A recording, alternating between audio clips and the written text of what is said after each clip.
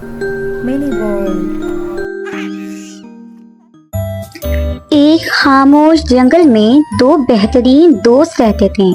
ایک جوان ہرن جس کا نام ڈیزی تھا اور ایک عقل مند بوڑھا الو جس کا نام اولیور تھا۔ وہ ہر دن ایک ساتھ گزارتے، جنگل کی سیر کرتے اور کہانیاں بانٹتے۔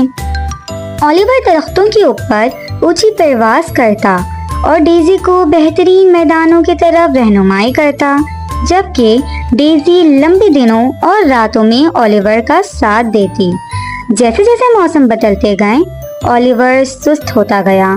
اس کے پروں میں اب پہلے جیسی طاقت نہیں رہی تھی۔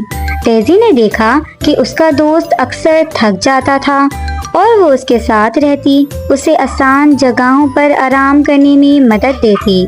ایک سرد خزاں کی شام، اولیور اپنی پسندیدہ شاخ پر بیٹھا ڈیزی کو ایک نرم مسکراہٹ کے ساتھ دیکھ رہا تھا۔ وقت آ گیا ہے، میں جاؤں میرے دوست، اس نے آہستہ سے کہا۔ ڈیزی نے آنسوؤں کے ساتھ اس سے محبت سے سر لگایا۔